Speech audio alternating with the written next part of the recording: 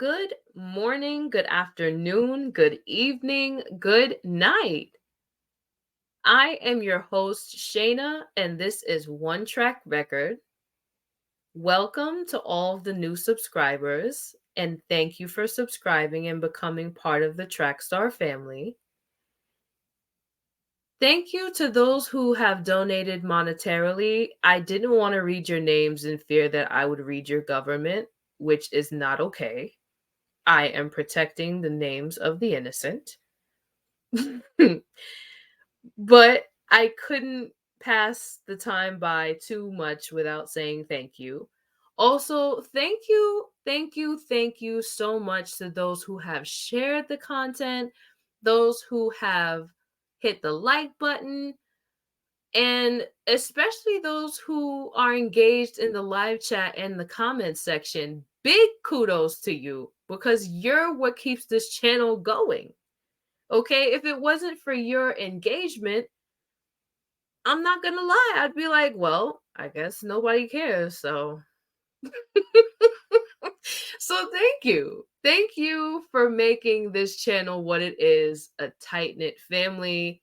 Thank you, thank you, thank you. And ultimately, above all else, thank God for allowing me to come and speak intellectually and comfortably amongst those who he has gifted with intelligence, because the stuff that we talk about could go over a lot of people's heads, but it's the confirmation for me that you guys are picking up what I'm putting down. Okay? Because sometimes God be telling me what to talk about and speak on, and I'm like, wait, you want me to speak on this and I don't even get it? So I appreciate y'all. Okay? Now, in all seriousness, before I get into today's content, trigger warning, trigger warning, trigger warning. If I could raise a flag right now, right, and just let you know. All right, so let's just get into the list of why there's a heavy trigger warning on this episode. So today's episode deals with the following: child abuse, murder, suicide, suspicion of incest, cannibalism, kidnapping, and the dark arts, also known as magic. Okay. Now, these aren't necessarily things that I'm into, but if I'm gonna tell fairy tale origins, I gotta tell the whole truth and nothing but the truth, so help me God. Amen. Because girls, we've been bamboozled, we've been hoodwinked, we've been swindled into thinking it's okay to live our lives as these dumb princesses, when really they didn't have it all that great. And they were victims of circumstance. Okay, we went through the other princesses. The only reason why I'm doing this one today instead of Cinderella, because in the community section, you guys voted, right? And it was tied between Snow White and Cinderella, but they both deal with the introduction of what's gonna be my new series called The Inner Child. They're both dealing with the problems that we need to uproot when it comes to childhood. And the things that I want you guys to pay attention to today is one, generational curses, and two, narcissistic parenthood. We spoke about that briefly with Cupid and Psyche dealing with Cupid's mom, but we're about to see it on a whole new level today, okay? Now that we got through the trigger warning, I gotta give you a little backstory, okay? So there are many variations of the story of Snow White. However, the four main key components never seem to change no matter what version you indulge in. And the four components are the following: there's one, a beautiful young maiden; two, a jealous older woman; 3, some form of huntsman or nobleman that is very loyal to the evil queen. And 4, a helpful bunch of little people or dwarves. Now, listen, it's 2023, okay? I didn't write this story, but if you don't know by now that the term dwarf can be very insulting and politically incorrect, I am here to tell you that you should be using little people as the appropriate term, okay?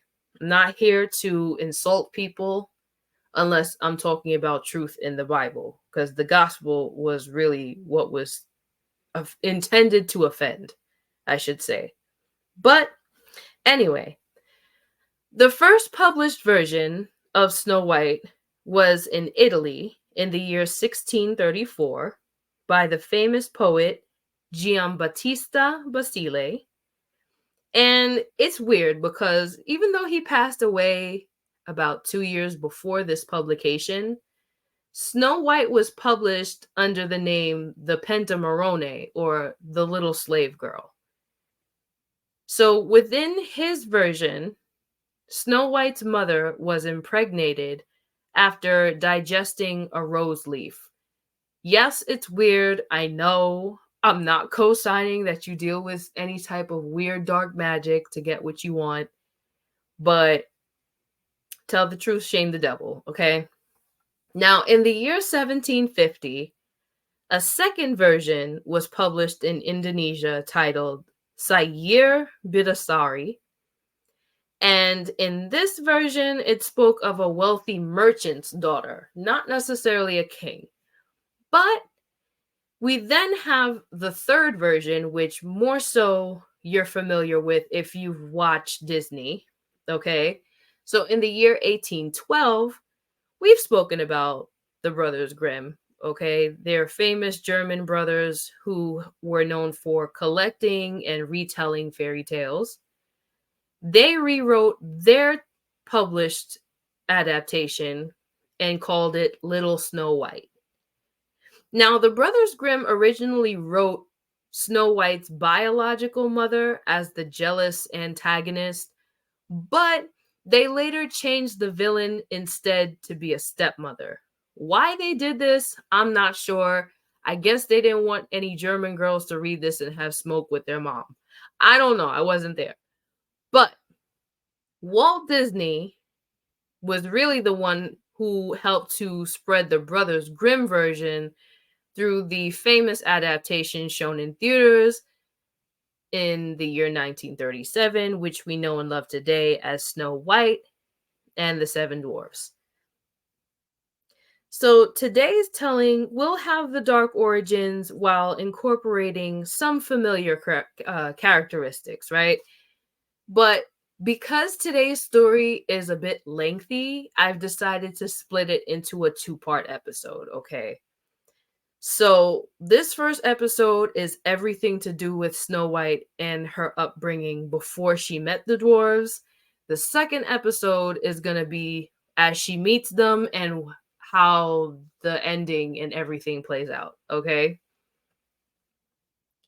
In the second episode, I'll also be explaining the origin of the dwarves and where they were first named, because in the earliest stories, they weren't really named like that. They played them. I don't know why they did that, but anywho, without further delay, let's begin.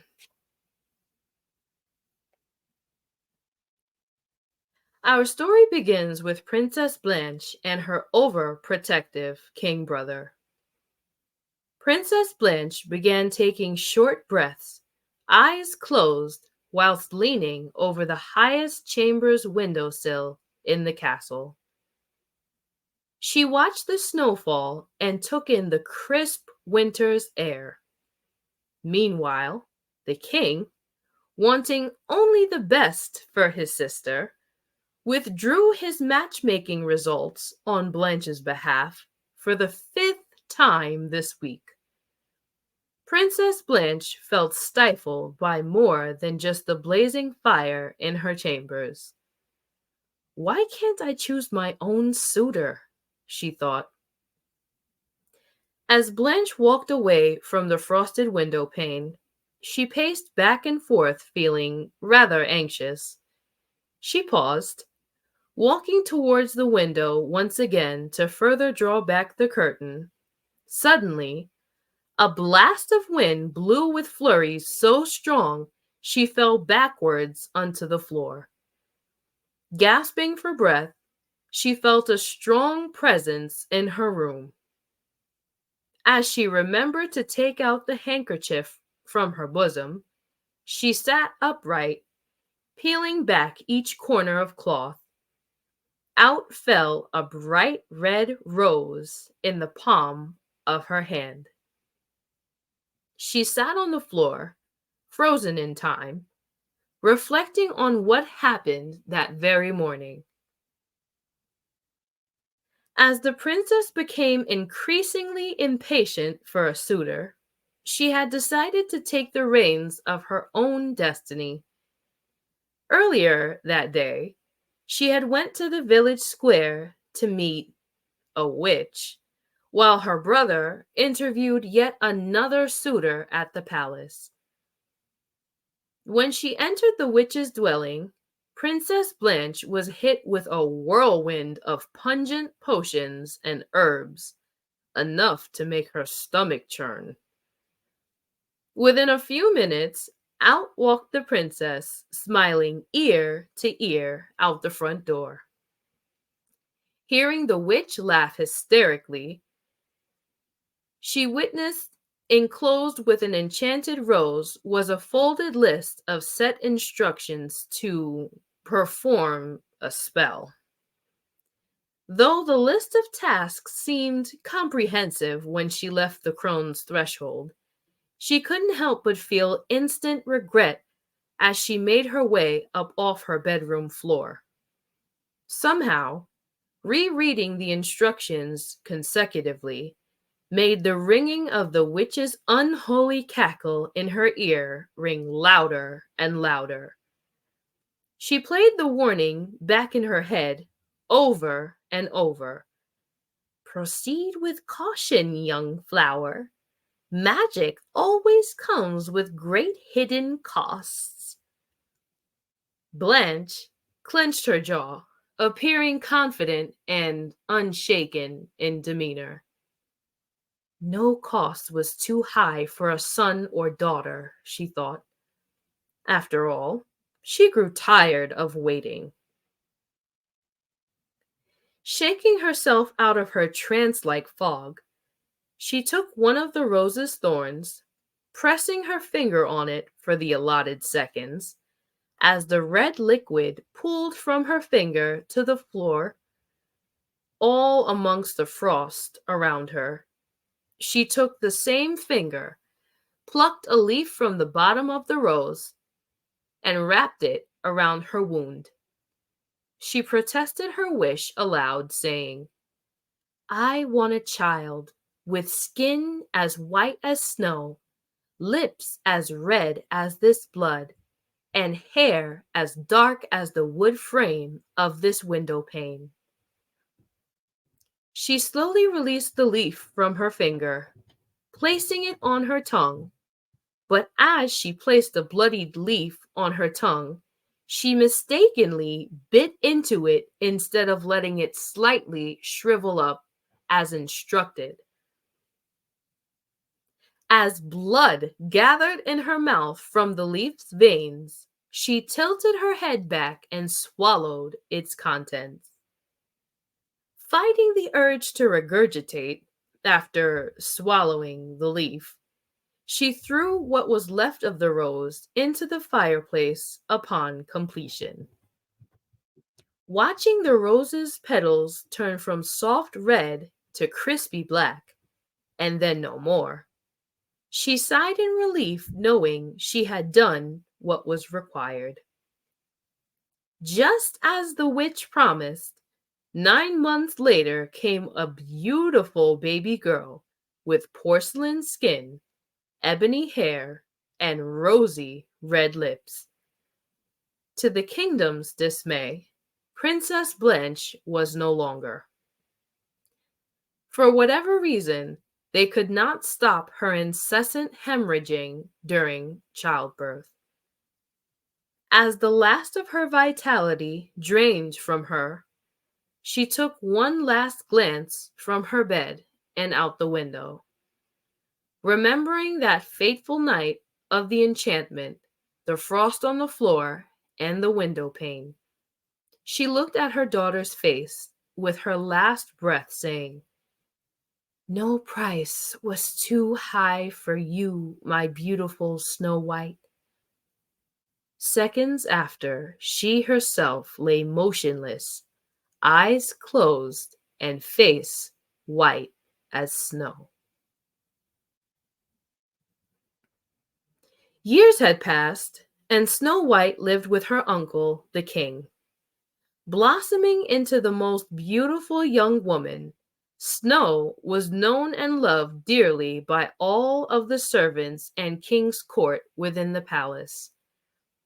Now at the age of 9, young Snow began to meander through the palace, often running around and singing and being in places that normally would have annoyed the palace staff. They loved her nonetheless. Despite Snow being the niece of the king, their bond felt more like a father and child. Little did Snow know their bond would be tampered with, being that the king had decided to marry a widowed noblewoman named Lady Delaney a few months prior. The foolish king had fallen in love rather hastily and were wedded within a matter of weeks. Snow White, at the beginning of their union, was at her peak capacity of euphoria. Whilst away on their rather extensive and elongated honeymoon, little Snow dreamt of having a mother who would be able to sing to her, brush her hair, and assist with her wardrobe. But as the honeymooners made their way back to the kingdom, confined within the palace walls, the now Queen Delaney had shown her first ounce of her true colors. The morning of the king and queen's return to the palace, Snow anxiously waited to greet Delaney with a hug. With her mother's ruby rose jeweled embedded brush in hand, she made her way towards Lady Delaney's chambers, in hopes to have a chance to bond. Snow knocked on the heavy door, rather lightly, not to wake her possible slumber. But after her third attempt, she decided to peek inside. Perhaps Lady Delaney wasn't there, thought Snow. I'll just leave the brush here for when I come back. After pushing the heavy door as quietly as possible, clumsy Snow stubbed her toe inside the doorway. Thrown off her balance in pain, she bit her tongue, wanting to yelp. A few seconds after she hugged her 2 big toes in her hand, remaining quiet as possible, Snow stepped 1 foot into the corridor and the other into the doorway, lunging forward while sticking her head out from behind the door. She then surveyed the room where she then stared at the back of Lady Delaney's head. Snow listened to the queen from across the bed and beyond her wardrobe, whilst murmuring softly to herself in a large vanity mirror, "It sounds like she's talking to someone, but there's no one here," thought Snow. Snow knew the king would disapprove of such intrusion, but the young maiden's curiosity got the better of her. Delaney's words reverberated from the acoustic stone palace walls. Enchanted mirror on the wall, who is the fairest among them all? Snow's eyes wandered in amazement as she took in every detail of the mirror. The king had given the mirror to Lady Delaney as a wedding gift, designed with the emblem of a crown and a knife pierced heart on one side, with the inscription that read,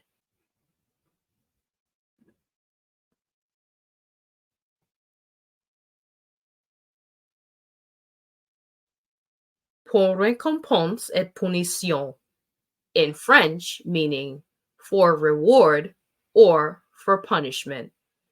On the right was an emblem of the sun with a rose that read, Amour propre, translation, self love or self esteem. But what really held the attention of Snow was what she saw inside the mirror.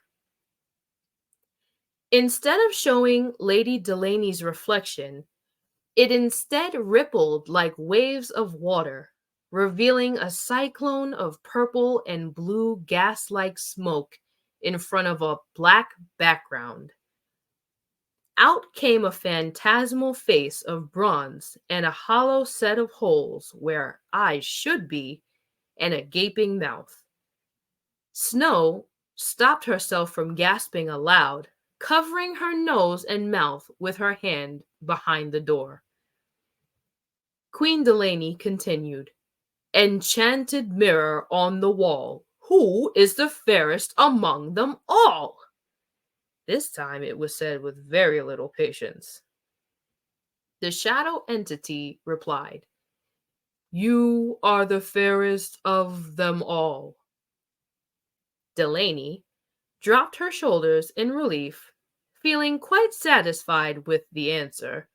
She dismissed the face with a wave of her hand, watching the swirling colors shrivel and poof away. As the face slowly faded and colors stopped swirling, the mirror began to change from liquid and gas-like to a solid. It was then that Delaney froze and saw none other than little Snow's head in the reflection from behind the door. Just like that, Delaney's countenance had changed from that of egotism to disgust and rage. It's impolite to not make yourself known around your elders. Come in quickly and shut the door, child, said Delaney. Snow quickly rushed in and shut the door. She felt a frog in her throat and her tongue felt drier than ever. Forming words as best as she could, she stammered, I'm sorry, Queen Delaney. Please forgive my forced entrance into your chambers. I only wanted to ask if you would help brush my hair.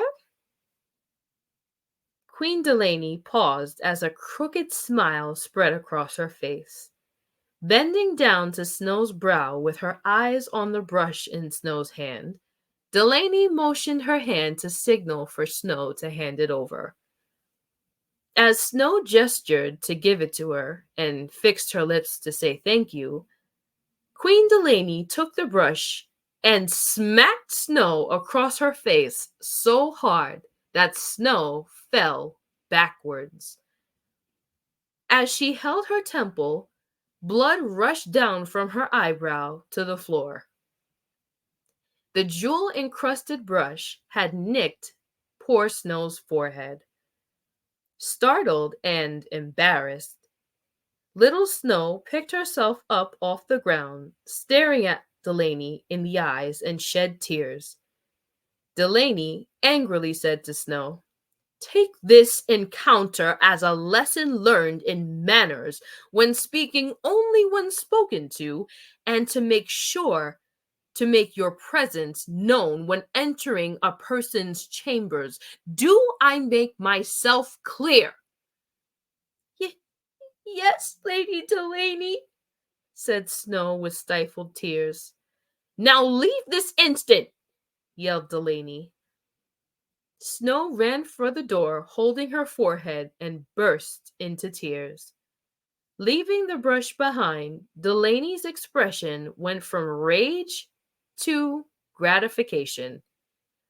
With a feeling of great prowess resulting from asserting her dominance, she grabbed Snow's brush, sitting towards the edge of her bed with a smile. She brushed her hair, with blood stains still on it. Meanwhile, as Snow ran towards her chamber, she darted through scullery maidens and palace guards for what felt like eternity. When she finally reached, she threw herself on her bed and wept loudly into her bedding. Snow couldn't believe the now queen would treat her so terribly. Having her uncle treat her as a daughter, she had hoped her aunt would have learned to love her all the same. It was now understood. Queen Delaney wanted nothing to do with Snow. Her dreams of having a mother figure now became her nightmare. Snow replayed in her mind the events leading up to Delaney holding the bloodied brush, standing over Snow while she looked down at her angrily. Snow cried so hard her eyes became swollen. Her porcelain skin, now red as a rose, and temple caked in dried red blood. She had cried for so long that exhaustion crept on her as she drifted into heavy slumber. When Snow awoke, she looked up into her uncle's eyes. Held within his arms at the edge of her bed, little Snow took her hand, attempting to hide her bandaged forehead. With a look of great concern, the king asked, "Who did this to you?" Anxious, Snow slid out of her uncle's embrace to sit upright on her bed. She tried to hide her face in her lap, bringing her knees towards her chest. The king stood up, tapped his foot, and waited patiently while asking again. When she refused to answer once again, he then bent down and took one of her hands, whispering, "Please, my child, tell me exactly what happened. You won't get anyone in trouble."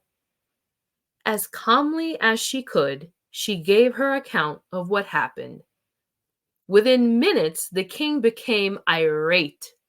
As he began to drip beads of sweat, he balled up his fist and shook his head. As Snow finished, the king replied sternly, yet calmly. He began to hold the sharpened knife on his belt, saying, "I was ignorant of how wicked this woman was, after all I have done to bring her out of her misery, and this is how she repays me? Do not fret, my child. I will handle this tonight." As the king signaled his guards to stand post outside Delaney's chambers, the king kissed Snow's temple, wishing her sweet dreams. When he departed from Snow's quarters, he began making plans to confront the evil queen. Feeling safe and sound, Snow watched her uncle exit and with sagging eyelids drifted back to sleep.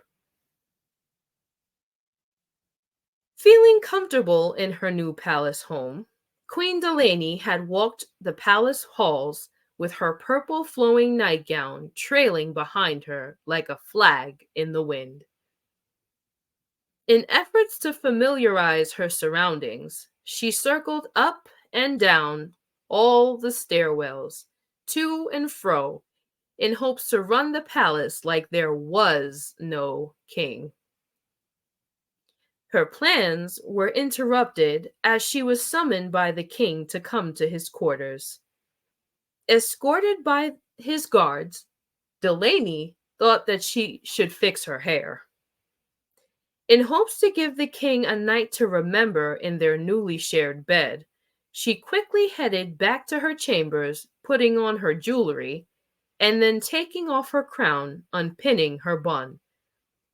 She smiled back at her reflection, watching her curls bounce down her back. One of the guards slightly coughed, signaling that the king should not be kept waiting any further. She gave the guard a stern look as he cowered in fear and led the way out the door towards the king's chambers. Stepping into his chambers, the guards shut the door behind her. She called for the king, but heard no response. She shrugged. Making her way towards his mirror, she caught a glimpse of herself and adjusted her nightgown. Delaney then walked across the room and laid across his bed on her side. Looking for a signal to take off the other half of her robe when he entered. Suddenly, the doors bursted open in haste. Feeling the sense of urgency, she instantly took her robe, wrapping it around herself tightly, and jumped out of bed onto her feet. As 6 guards flooded the bedroom, with the king following behind. "My king, this wasn't exactly what I thought you had in mind when summoning me." The king's grimace and silence spoke volumes as he paused to gaze upon her. He instructed the fleet of guards to wait outside, saying, "I know what happened with Snow. Had I known you'd be the type of woman to mistreat an innocent child in such a manner, I would have never uttered those vows. I will have our marriage annulled in the morning, and as for you, you shall return to your old life." Delaney angrily cut him off. "That wretched child! How could she do this to me?" Making quite the scene, she threw herself on the bed face down with fake sobs. Lifting her head ever so slightly as to not show her dry face, she uttered, "But your majesty, how could you be so brutal to your wife? You take up for your niece without even asking me what happened. I can explain if you would allow." "Go on." Now, throwing herself on the floor, he sat on the bed as she explained. "She came to my chambers unannounced, with such entitlement, demanding that I, her queen, would instantly stop what I was doing to brush her hair. I never meant for the child to be harmed. I simply let her know I was preoccupied. However, she disapproved of my answer and screamed at me. When I wouldn't give in to what she wanted, she slammed and bloodied her own face by throwing herself down at the edge of my dresser. I fainted in disbelief of such unbridled behavior, but when I woke up, she had been long gone. I had searched the castle far and wide and called to check on her, but when I called for her name, she never responded. The palace servants had alerted that a physician had already taken care of her head wound." "Astounding," said the king while clapping his hands slowly. "You find my discomfort amusing, your majesty?" said Delaney. "No, I find your compulsive lying to be quite impressive. Not only did you bloody my niece's face, you've managed to smear her name in good standing." Kicking her off his legs as she grabbed him tightly, "You would choose a mere child over your own wife? That child is my blood, and you are the most hateful, conceited, wicked woman I have ever had the displeasure of knowing." In one swift motion, Lady Delaney jumped up from the floor and pushed the king down on the bed. Mounting his lap, she attempted to take the knife from the king's belt as she tossed and turned on the bed, fighting him for it. She tussled until she twisted his finger, yanking it from his hand, and slit his throat with one clean motion. Her face, wide-eyed and resentful, she panted for breath as she watched the king choke on his own sanguine fluids. He slowly looked up at her as the world slowly faded to black. Arms stretched in defeat as she pushed him off the bed.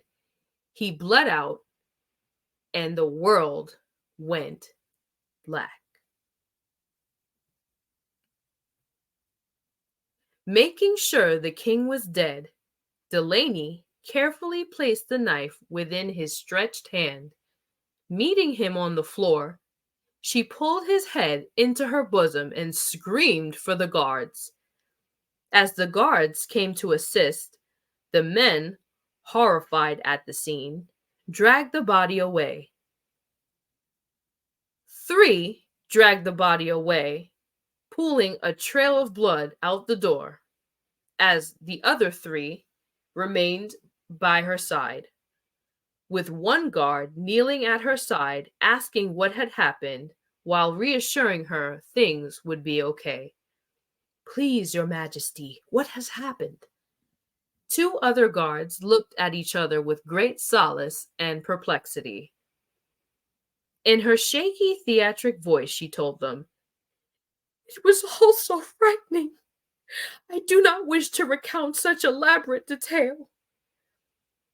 I'm sure the king had told you his plan of coming to confront me about a very serious matter involving the princess.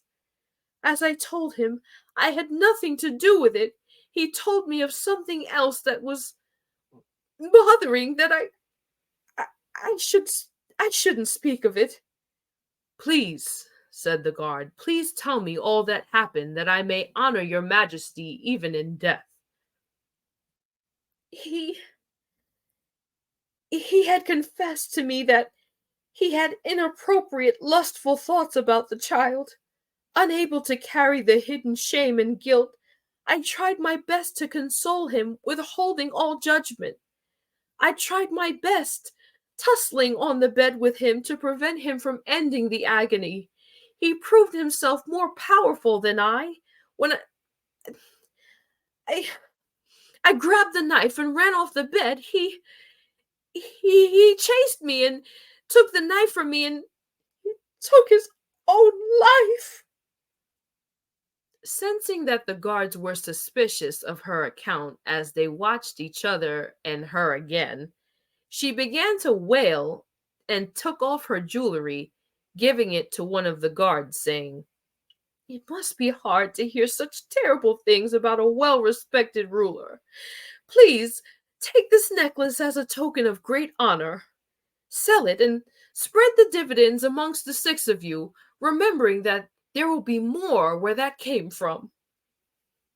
Apparently, the handsome payout was all it took for them to not question her allegations.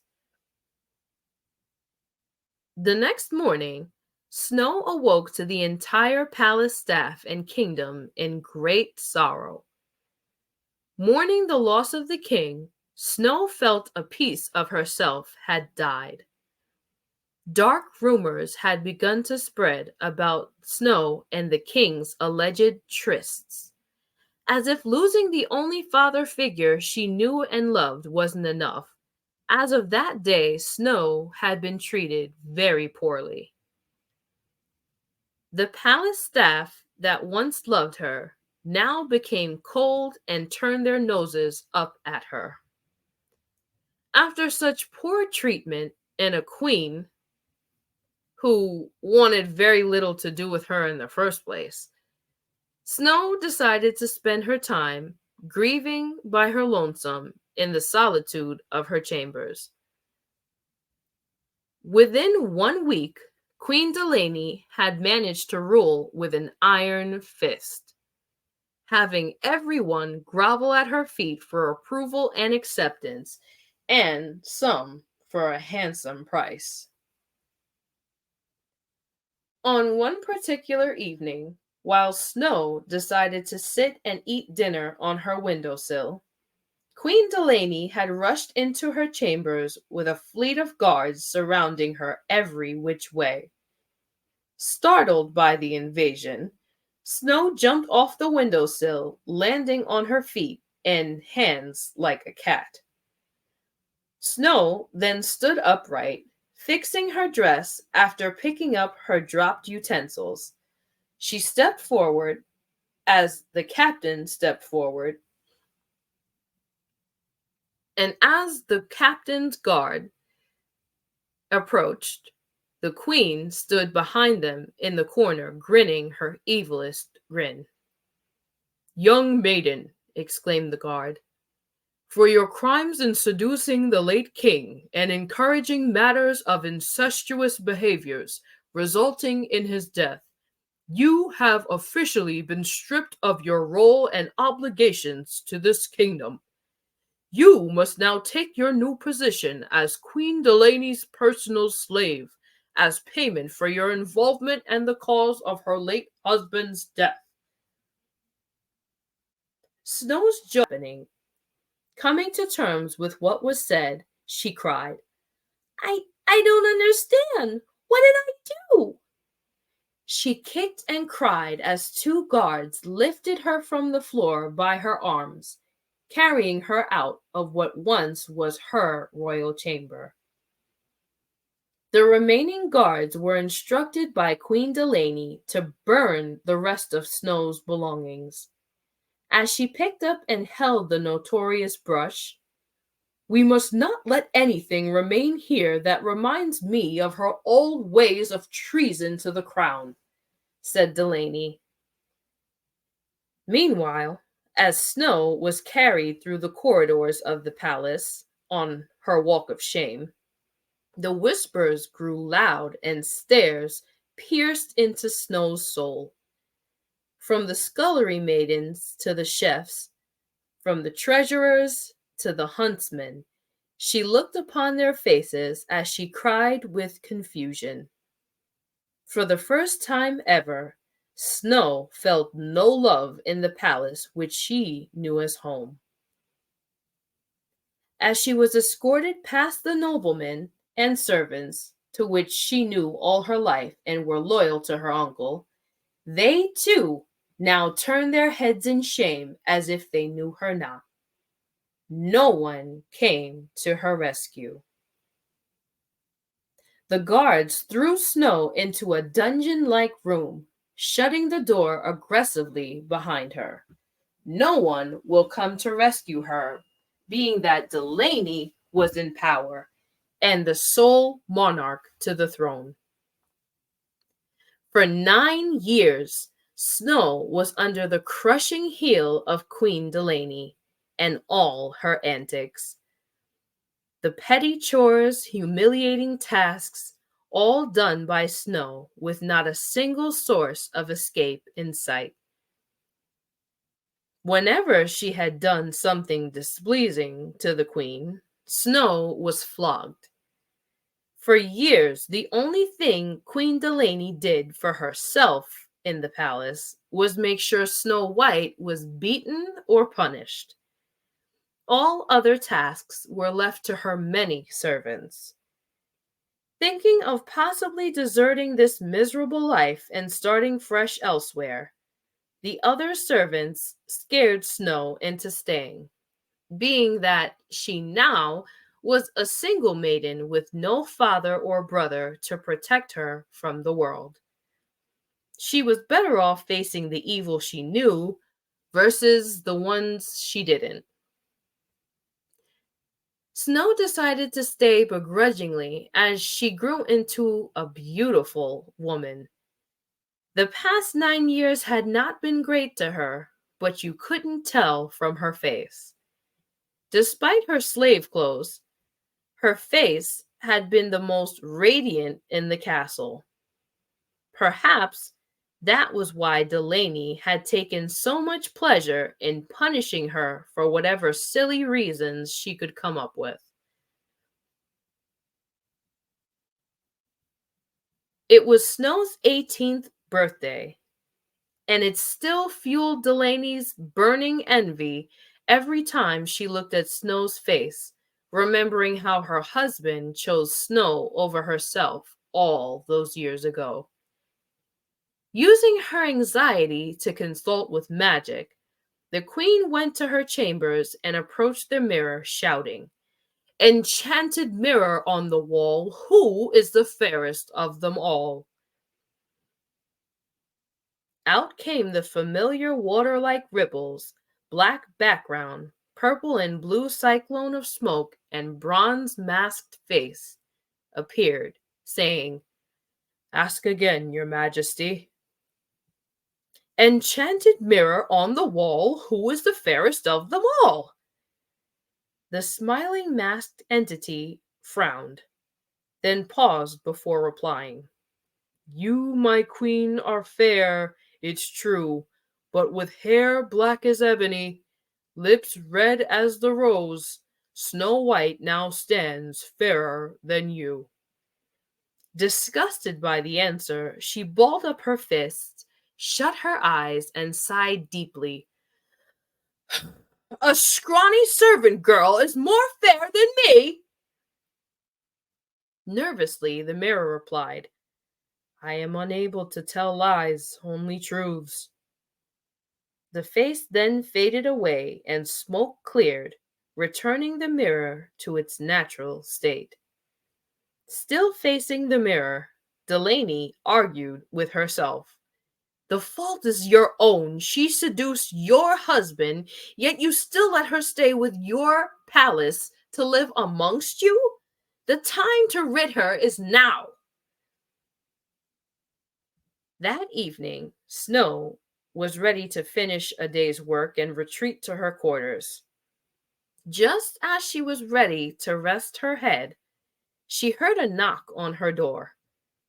One of the queen's trusted huntsmen had been ordered to take care of yet another impromptu assignment. When Snow had opened her door, with her eyes glued on the familiar huntsman, she became filled with worry. He quickly pushed the door so hard she flew back 3 feet, kicking and flailing her arms. He gagged her with a dirty rag with one hand, and with the other he took a burlap sack hidden behind his back, accompanied with rope. She tried spitting out the gag, but as they danced around the room, she was cornered. He secured the gag with a tightly tied coiled rope around her head and mouth. She then was pushed on her makeshift bed of straw. Feet bound and then hands, she was shoved into the burlap sack. As he lifted the sack, tossing it over his back, Snow White could only see glimpses of light.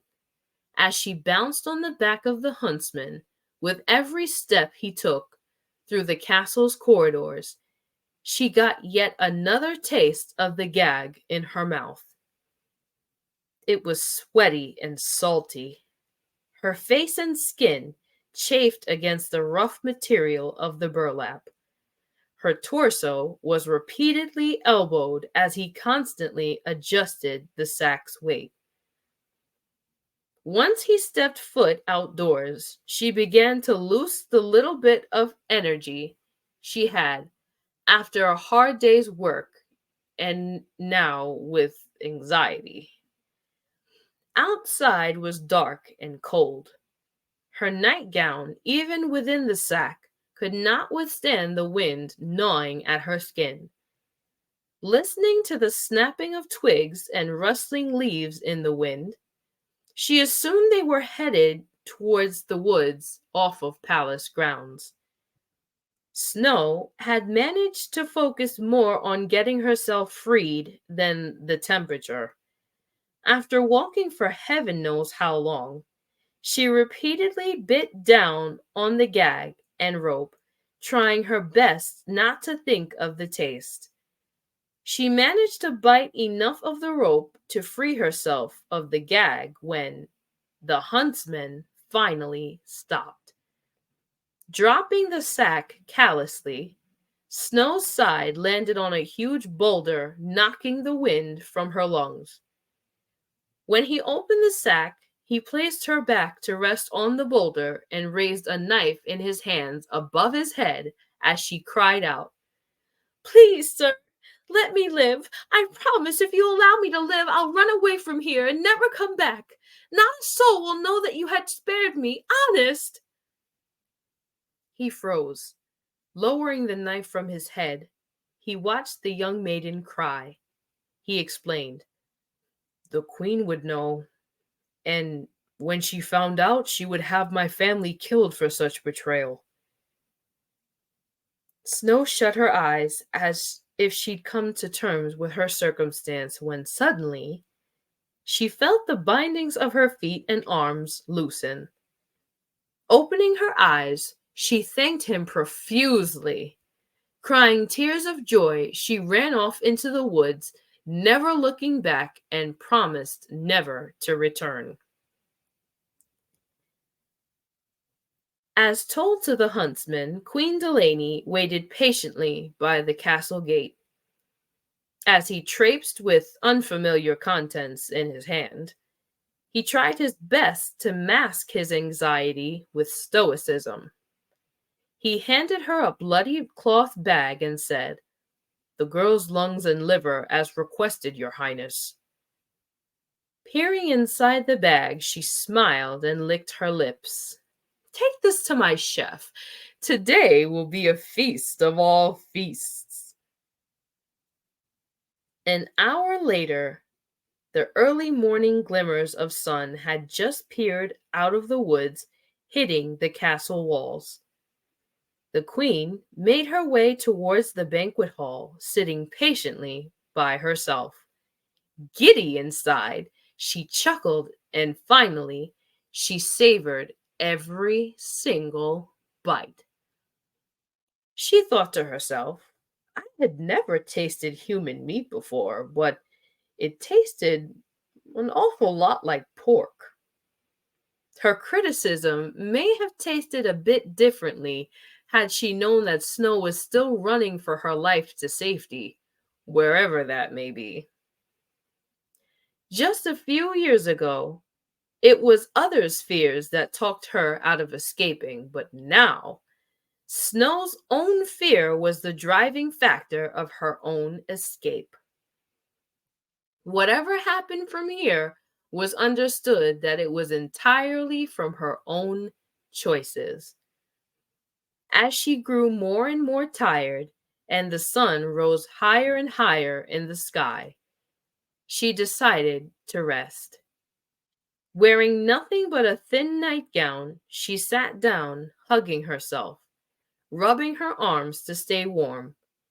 When she heard something brush behind her, she got up quickly and darted further and further into the woods. As she saw a wolf running through the trees, it had set in that perhaps the palace maidens were right. Maybe it was better to face familiar evil than deal with unnecessary new ones. She broke down and cried. Falling to her knees in exhaustion, she dozed off for a little while. As the warmth of the sun hit her skin, she woke up from her forceful nap, coming back to her new reality. Looking around, in the distance, she saw a small log cabin with a fire. Drawn to it like a moth to a flame, she ran about a quarter mile with the first ounce of vigor since her life was spared by the huntsman. Walking all around the premises and peering through the windows, she knocked on the door. "Hello? Is anyone here?" This concludes our part one. I'll be back in a week with part two, where Snow will meet the seven dwarves.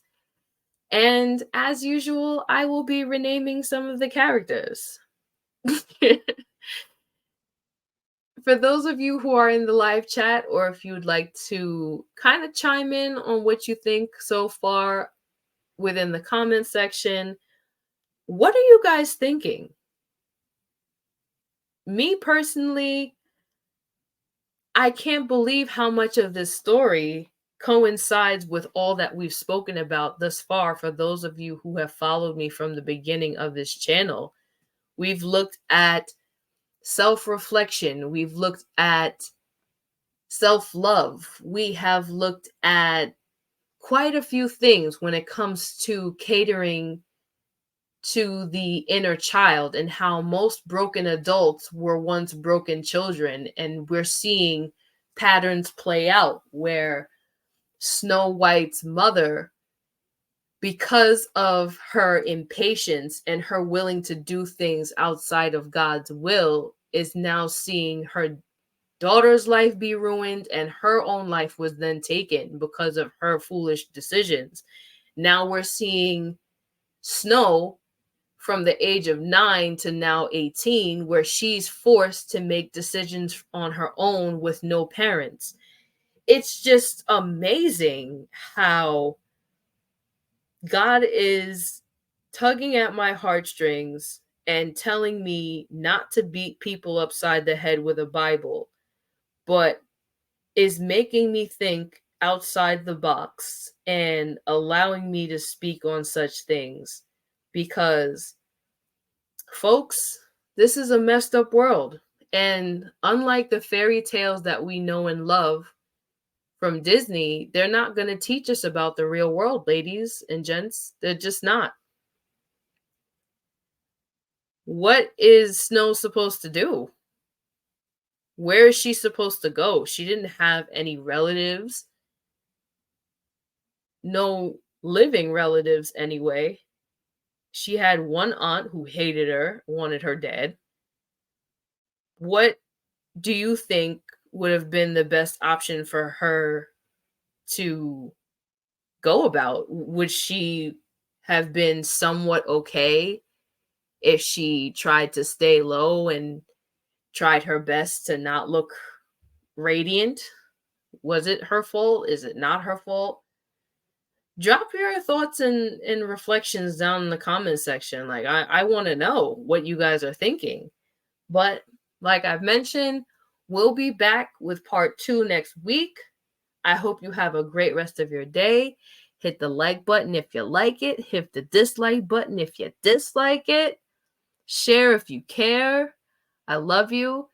And I will type and talk with you later.